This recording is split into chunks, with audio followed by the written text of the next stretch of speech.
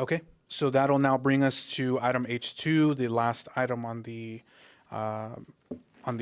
H portion of the agenda, which is a resolution opposing Assembly Bill 742, banning the use of law enforcement canines for arrests and apprehensions. And we have a report from our city attorney. Thank you, Mr. Mayor. So one evening, I was out walking my dogs, and my neighbor's smart aleck kid came up and told me my 4 short dogs barely add up to a single canine, since each one of them is a K2. And my response to him was, "Isn't it past your bedtime?" Betty Beth, so what you have presented to you today is a resolution that officially, that if adopted, would officially express the City Council's opposition to AB 742, which proposes to ban the use of unleashed law enforcement canines for arrests, apprehensions, and crowd control. The resolution is based on the letter that's contained in the agenda packet that's dated March 15th. It was a letter sent to the chair of the Assembly Committee on Public Safety up in Sacramento, and it was sent on behalf of 17 law enforcement organizations, and each one of them is listed in that letter. And in the letter, here are the following issues that were raised or concerns by these law enforcement agencies. First, canines provide an effective de-escalation tool and non-lethal force option for law enforcement officers. Canines provide a life-preserving alternative to other uses of force. Canines play an important role in deterring violence, and they remain an important harm reduction tool for law enforcement. Canines save lives by expediting the surrender of a suspect without the use of deadly force by an officer. Canines save the lives of law enforcement officers who would otherwise have to place themselves in more dangerous and deadly situations to effect an arrest or to otherwise apprehend a concealed suspect. And canines also, without the use of canines, so if AB 742 passes, it's basically going to place both suspects and officers at a heightened risk for serious injury or death. Canines also, these law enforcement agencies also believe that AB 742 is counterproductive. It's a counterproductive intent to eliminate a lawful, effective, and legitimate non-lethal force option in California. And finally, canines provide an invaluable non-lethal force option, I think I already said that, for law enforcement officers in dangerous situations. In that letter, too, it also points out that 90 to 99% of the time, just the mere threat of a dog bite results in fleeing suspects to give up, and that less than 1% of the incidents involving canines result in a dog bite. So the resolution in this agenda packet is basically recites those same reasons or same concerns with respect to the city's opposition to AB 742. So that concludes my remarks. I'm here to answer any questions. Thank you, City Attorney Steve. Any council questions for the City Attorney? City Clerk? Oh, sorry about that. Marquez, go ahead. Staff, when was this received by the city or city clerk? Who can answer this? Is it a It was on my email? desk tonight. Emails? Probably, it might say on there, we received a lot of emails regarding this item. These are printouts of all the emails we received over the past weekend. Yeah, I've seen it on an email before.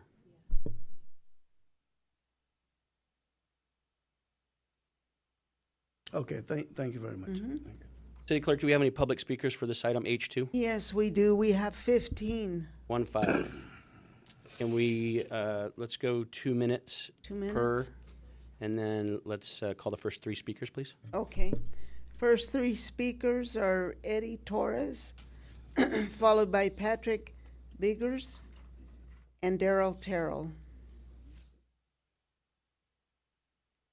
spicy in here. This is my first council meeting, and man, I'm gonna come back, just have dinner here and watch the show. Good evening, everybody. My name is Eddie Torres. I am a longtime resident of Moreno Valley. I've lived here for 12 years, just bought my house here. I'm really happy to be a longtime future resident of this city. I'm also the policy coordinator with the Inland Coalition for Immigrant Justice, and I'm here to talk about this resolution. I stand in opposition to H2. AB 742 seeks to end deeply racialized, traumatic, and harmful practice by prohibiting the use of police canines for arrest, apprehension, or any form of crowd control. Police canines make people fear and further distrust of police. This results in less safety and security for all, especially for communities of color. Using them to attack people creates unnecessary risk. To be clear, this bill will not prevent the use of police canines for search and rescue, explosive detection, and narcotics detection that do not involve biting. And law enforcement agrees that ending the use of canines for crowd control makes sense. I strongly urge you to not support any attempts to oppose AB 742.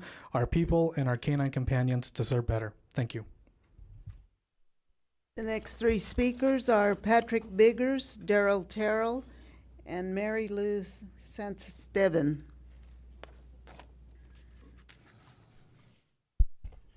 Good evening. My name is Patrick Biggers from the Riverside Sheriff's Association. RSA represents over 4,000 active and retired law enforcement. I'd like to share a story of a recent incident which occurred here in Moreno Valley. After deputies were dispatched to a residence, they were confronted by a mentally unstable but extremely violent individual. The man refused orders and became increasingly agitated. Less lethal force was ineffective and seemed to only make things worse. As the canine handler released his German Shepherd, Dre, he saw that the subject was armed with a knife. The subject stabbed Dre several times, but Dre also distracted the subject just long enough for the deputies to subdue him without injury. Without the canine, one of two things would have happened. Either the subject would have stabbed one or more of the deputies, or the deputies would have been forced to resort to lethal force. Please take the time to consider these types of incidents when considering whether or not to support AB 742. Canines are a critical tool for law enforcement that save lives and prevent injuries. RSA hopes that you will join us in our strong opposition to AB 742. Thank you. The next three speakers are Darrell Terrell, Mary Lutz Santisteban, and Julio de Leon. Hi, my name is Darrell Terrell, and I can say this, we can agree to disagree, but I support this resolution. Our deputy K-9 units are an important non-lethal force option and an effective and de-escalation tool.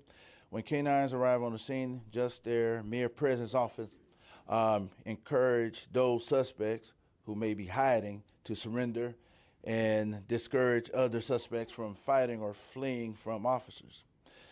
There are strong accountability measures already exist in most law enforcement agencies that do not allow for the use of canines in low-level arrests, nonviolent arrests, or for crowd control. Additionally, the use of canines in the law enforcement actually help de-escalate most use of force incidents and keep our police officers, in this case our deputies, and community members safe, and help to avoid the use of deadly force by providing a least option. This vital tool should not be taken away from our deputies, who discreetly utilize this asset at a critical time in protecting our community. Our deputies who protect our city are the best trained in the country, and we ought to be doing everything we can to help them rather than taking away vital tools and resources like our K-9 officers. And that's what I strongly believe. And my grandfather was a police officer, and I support law enforcement. And I just think this bill should not support it. That's my opinion. And again, we could agree to disagree. I could still sit down and have, I can't drink Coke anymore, but water with you to have a discussion. But I support this resolution. Thank you. The next three speakers are Mary Luz Santisteban, Julio De Leon, and Jason Santisteban.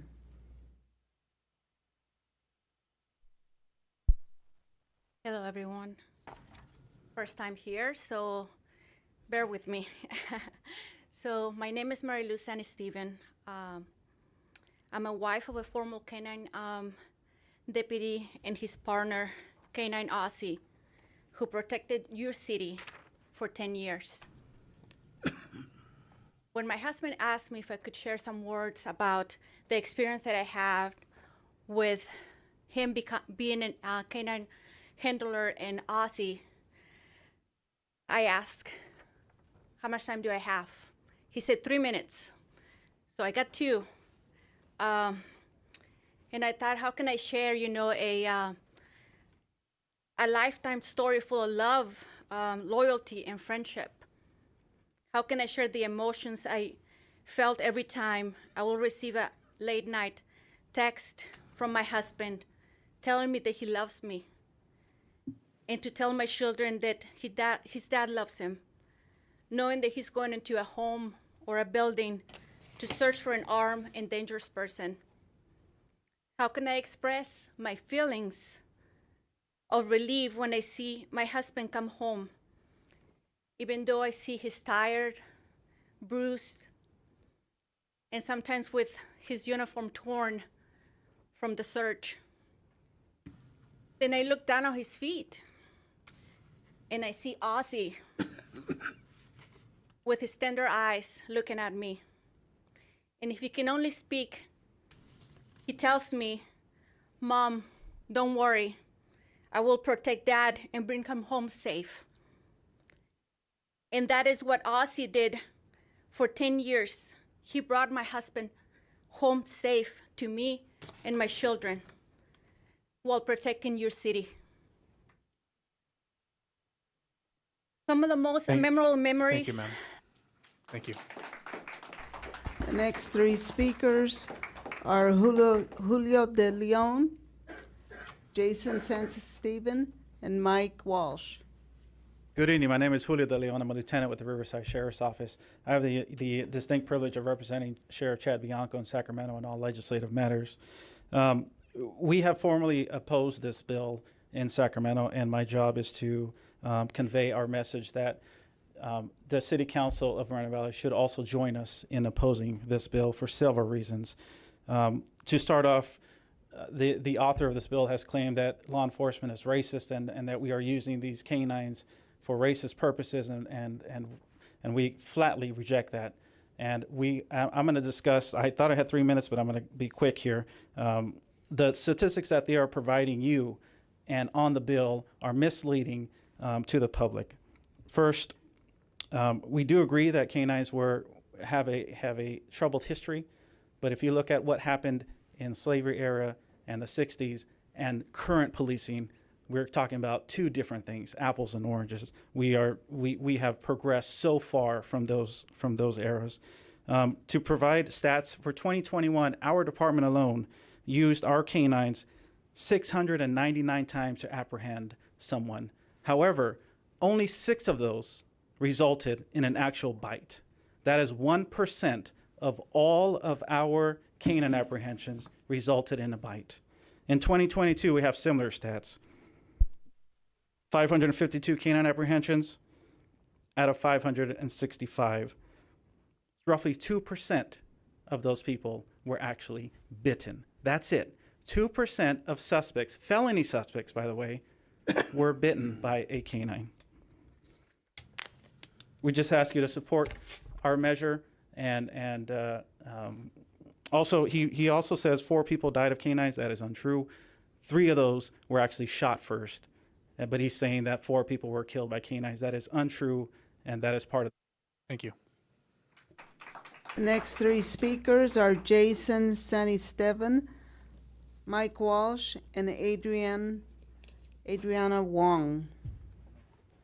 Hello, I'm Sergeant Santisteban with the Riverside County Sheriff's Department. I'm one of 3 sergeants that oversee our canine program. And I just want to give some information on the city of Moreno Valley, what our canine unit has done for you guys within the last 2 years. For example, our statistics and number for the last 2 years, our canine unit has dealt with 125 violent criminals. That's an interaction between our canine and that suspect. During that time, 124 of them surrendered peacefully, resulting in a peaceful surrender. Only one of them was bitten. That case involved a SWAT team using robotics, drones, and everything we possibly can to get for a peaceful surrender, and that was just one suspect that was not going to give up. On top of that, the canine unit in their last 2 years has helped your city out 2,183 times for several different things. If you realize, in the past couple of years, we had several peaceful marches. Went from Frederick to surrounded the city hall, the police station, marches from the south of the city, all the way up to the mall. Never once did you ever see our canine unit out there intimidating the people. Never once did you see our police dogs taken out of a car during these peaceful protests. It is something that we no longer do in police. On top of that, public demonstrations. We go to schools all the time throughout your city. We are constantly getting requests from elementary schools. Can you bring the canine unit out? For your public safety fair, we are the #1 show that people want to come out and see. It's a public community relations. We bring our dogs out, the public gets to interact with these dogs, and it builds that bond and community trust. Remember, this is a de-escalation tool. In a time in policing where Sacramento and everyone else is pushing de-escalate, why would you take a #1 de-escalation tool that has a success rate of over 99%? I don't understand it. And that's all I have. The next three speakers are Mike Walsh, Adriana Wong, and Eva Bertrand. Good evening, folks. Captain Reichel said make it quick, so I'm going to make it quick for you guys. My name is Mike Walsh. I'm a lieutenant with the Riverside County Sheriff's Office. I currently oversee our canine team. Prior to this new promotion to lieutenant, I was a team leader and operator with our SWAT team for over 20 years. Throughout my SWAT career, we have deployed on high-risk search warrants, barricaded suspects, and hostage rescues. Throughout these incidents, we often use police canines in support of our team. These dogs are highly obedient, and they work tightly with our team. These dogs have often identified and found wanted suspects before any contact was made with deputies or by the dog itself. Oftentimes, these dogs solicit the willing surrender of suspects because of the fear of the dogs. We allow them to bite, they show their teeth, people get scared, and they surrender. Ultimate de-escalation tool. The mere presence of these dogs frequently solicit the surrender of suspects, resulting in no force by law enforcement. Dogs are primarily a location tool for us, and are seldom used for apprehension, as Sergeant Stan Stevens had highlighted. We have many less lethal tools available in our inventory for our SWAT team and law enforcement. But the canine is the only tool, and I say again, the only tool that can be deployed and before contact is made with a suspect can be recalled. As for hostage rescue, the most complex and dangerous mission a SWAT team will ever undertake, these dogs are often used to find suspects, distract suspects, and facilitate the rescue of hostages. Saving people who are in peril is a very difficult thing to do, especially when suspects are armed with firearms. These dogs are deployed in these rescues with a high probability of being injured or killed in order to save people. There is no other tool that can perform this function. In closing, police dogs save lives, the lives of innocent people, the lives of law enforcement, and believe it or not, suspects. The Riverside County Sheriff's Office uses these dogs with absolute diligence. Thank you. Next three speakers is Adriana Wong, Eva Bertrand, and Vanya Quarles.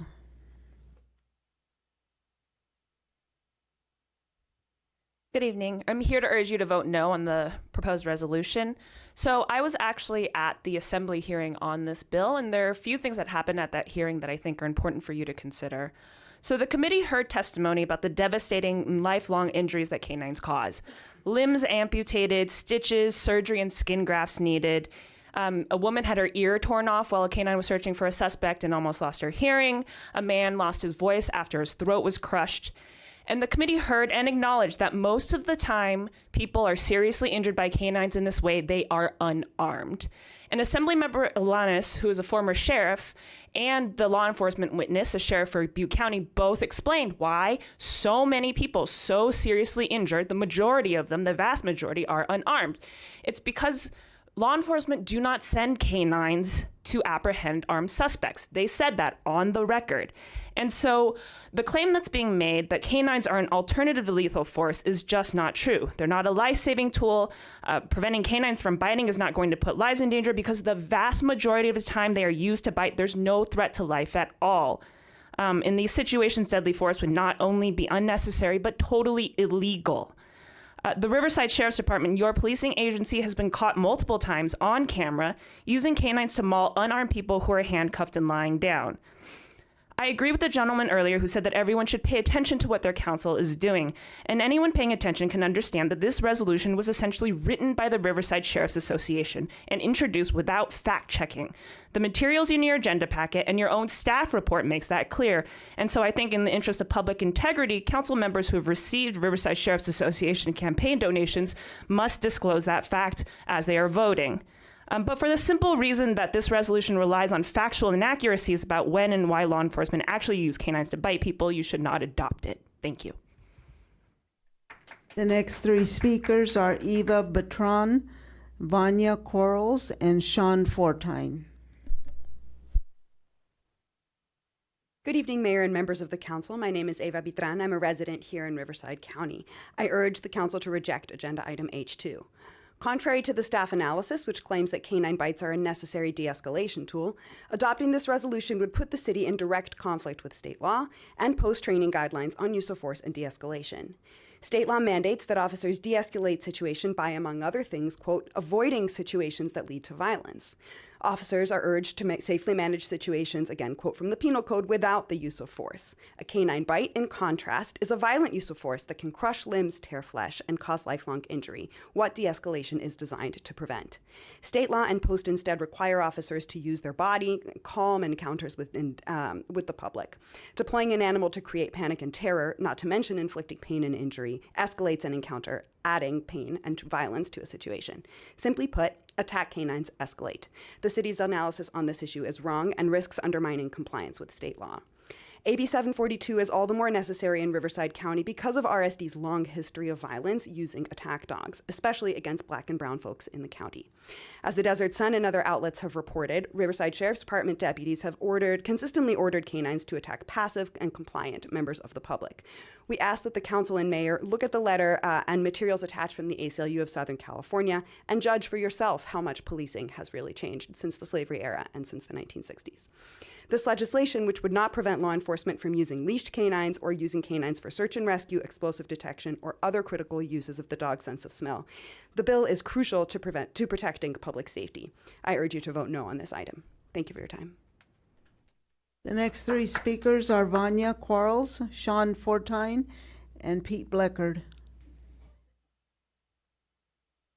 Hi, good evening. My name is Vanya Quarles. I want to thank the council and the staff and the folks that have come up and spoke before me. I speak against H2 just on principle.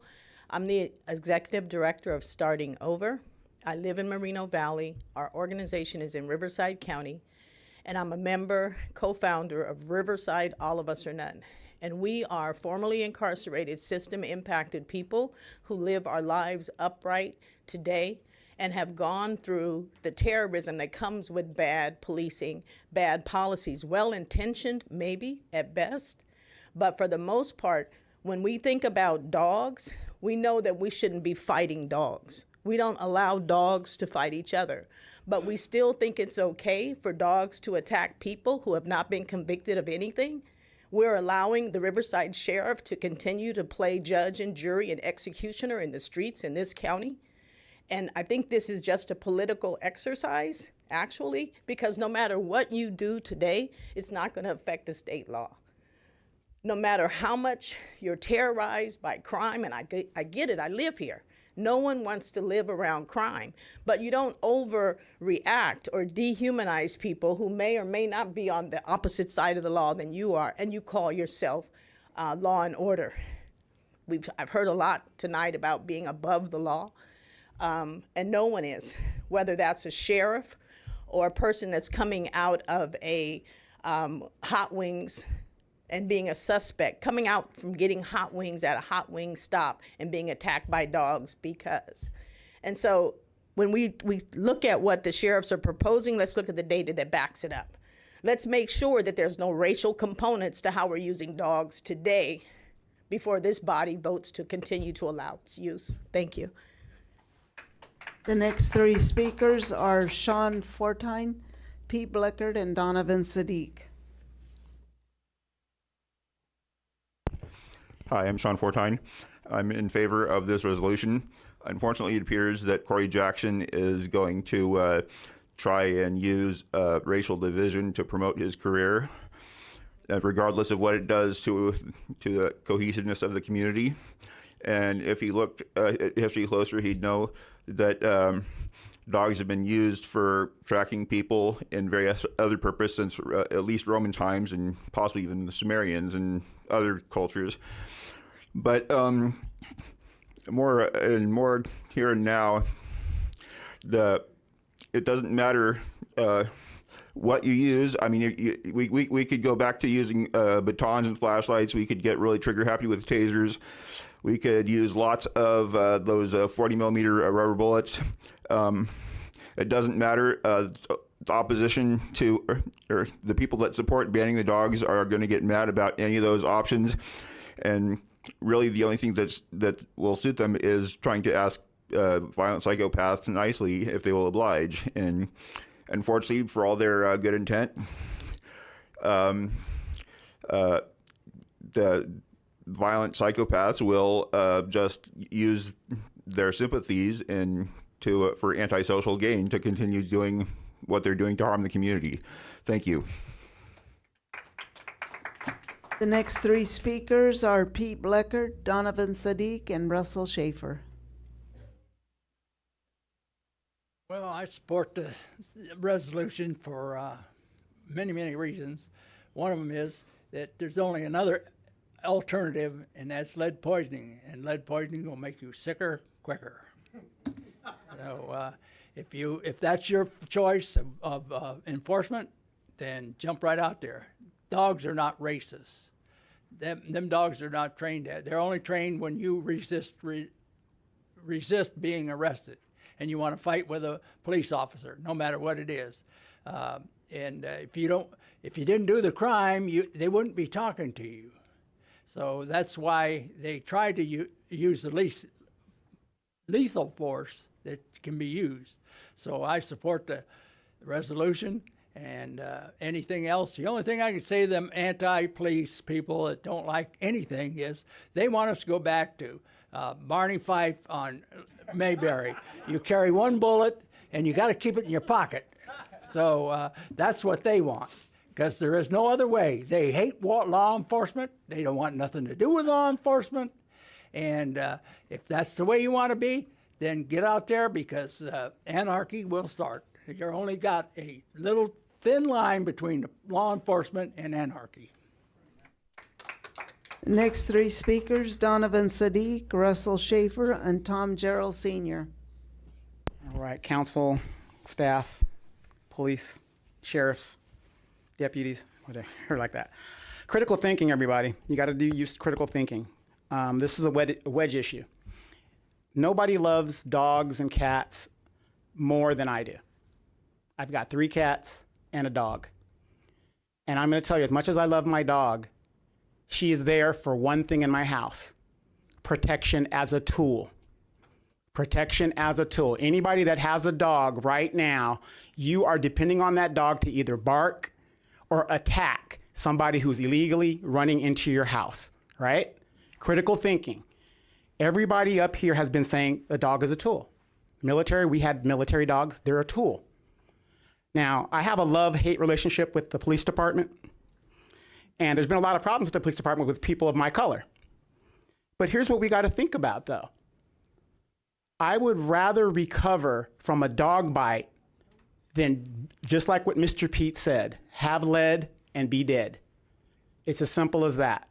So again, I understand the to and from, but I'm going to support this resolution, because every one of you people out there that is sitting right now watching, or you've got your lawn ornament out in the front yard as a tool that the police are using just as well, you have no problem with using that dog as a tool to protect your home. It's the same thing with the police officers. They need something to protect them so that they can go home to their loved ones. And it's also a de-escalation tool to not be killed. Because let's face it, if it is a tool, and a dog is a tool, and there is a problem with dogs being used to be aggressive, there's a problem with the training of the officer. The next three speakers is Russell Schaefer, Tom Gerald Sr., and Bob Palomares. Everyone needs to oppose Assembly Bill 742, Corey Jackson's bill banning the use of canines. Cabrera and Corey Jackson both make political deals, and anyone should be able to see how they operate since they do not even try to hide it. This is not about race at all. Criminals are criminals. It almost seems just be an attention-grabbing bill for Corey Jackson, also known as Canine Corey. I love dogs, but if my family or any police officer was in danger, I would have to expect these use of canines to apprehend anyone doing harmful activity. I would like to take this opportunity to thank all the police officers, firefighters, and anyone who works in public safety. Let's stop giving attention to the crooked politicians like Corey Jackson and Ulysses Cabrera, who are just attention grabbing. We all know Corey Jackson gave Cabrera $20,000 to fund his mayor campaign. I'm just wondering how Cabrera is going to vote on this. So thank you very much. The next three speakers, Tom Gerald Sr., Bob Palomares, and Louise Palomares.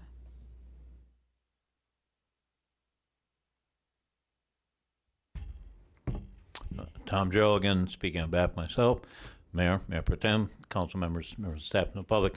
I wanted to, I support the resolution. I was thinking just the other night when we had that shooting incident, and it was extensive. And, I don't know if dogs were deployed. We couldn't see because they quarantined the area, and the sheriffs did a beautiful job of containing it. I understand 4 people were injured, but didn't succumb from their injuries, to my knowledge. But I was thinking, I've had a lot of interface in the last 25 years on Sunnymead Boulevard with our sheriff's department. And I can only remember a couple of times I've even seen the canine unit out, and I've never seen the dogs deployed. And, I've seen a lot of deputy work. I've seen a lot of really good deputy work. And I've seen some I wasn't happy with, and I'm not shy about bringing it forward. In the case of abuse, where a law enforcement person allows a dog to run amok and do something bad, I'm fully support any discipline that's in order, and maybe even a criminal action against the deputy or the law enforcement person if they did wrong. I mean, that's not right.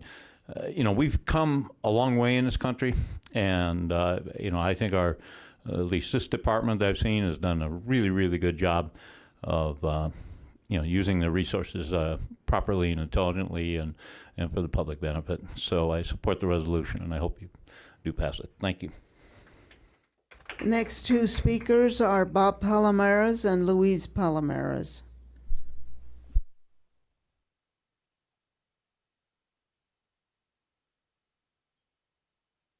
I'm in favor of opposing this Bill 742. What right does a politician have to endanger the lives of police officers and the public on scare tactics in this entire state? These men and women will give their life up for a person, and the dog will give up his life for that officer. All they deserve is our backing. We need to stand with them, not against them. These times are getting harder, and we want to take the tools that they use. That's not going to fly. Scare tactics. That's all they do. You know, they're putting this bill, they're making it more important than people. You know that. Oh, you know, that's okay if we don't have someone to protect you if there's a criminal who breaks in and is holding you hostage. No, this is a tool. What are they going to want to do next? Take their guns?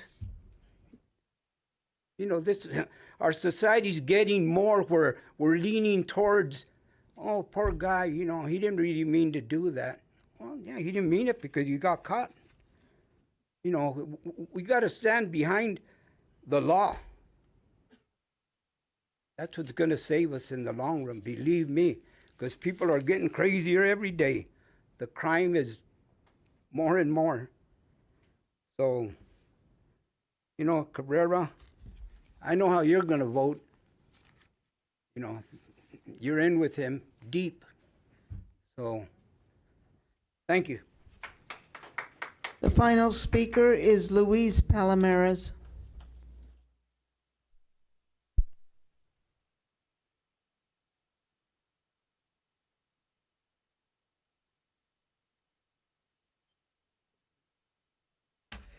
Luis Palomares, community activist. Yeah, we know how you're going to vote, Cabrera. You owe Corey Jackson, the mayor of Moreno Valley, right?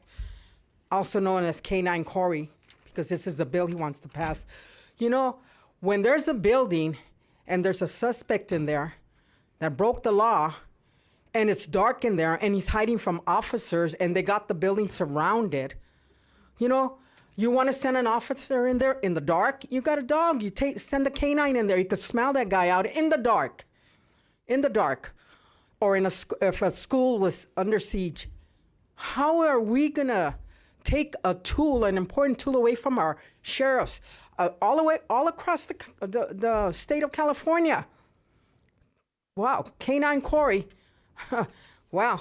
It's unbelievable the things he wants to do.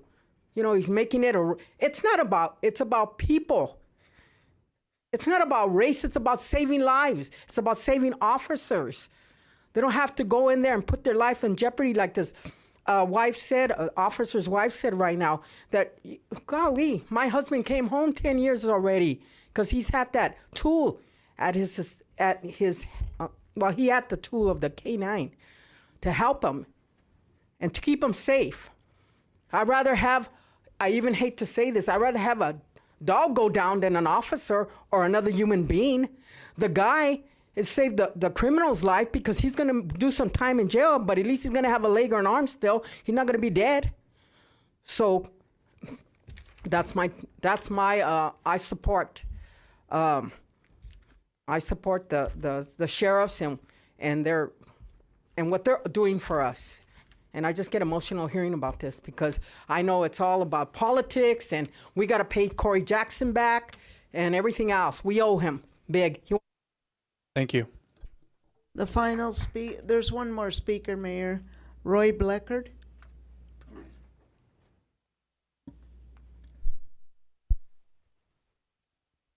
I encourage everyone when they go home tonight, go look up the Chris Rock skit, How Not to Get Your Ass Kicked by the Police. Because I guarantee you this, if you don't run from the police and you obey their commands, you will not get bit by a dog, you will not get fired by a 9mm. But what a lot of these people don't realize is you could be the innocent victim. There could be somebody running into a building or something of that, and the cops are doing that. You know, they may have to shoot. You may be an innocent victim of that. They don't think about this stuff. Somebody mentioned campaign contributions. Why don't you look up the campaign contributions of Ulysses Cabrera? He's owned, bought, and paid for by Corey Jackson. I believe that's why he voted against this resolution even being heard. Corey Jackson from this area, Ulysses Cabrera, have sat there. I saw you at his campaign kickoff, at his public meeting, first one in Moreno Valley, with the canines are racist. I want you to tell me where Chief Reichel, Sheriff Chad, they get up in the day and say, yeah, we're not only going to shoot and that and racist this, we're sending the dogs after them too. That's total BS. And again, as I put out the effort, Ulysses Cabrera, Corey Jackson, sit in there. We'll debate this till the cows come home. Corey, and you say you got statistics to back this up, then let's put them out there. Let's put it out in front of there. Quit hiding behind the dais or everything else. Let's have a public debate about this, because not only are you putting our officers in danger with this bill, you are putting us, the public, in danger all across the board, and that cannot stand. Oppose 742 and everybody that supports it. Thank you. That concludes public comment, Mayor.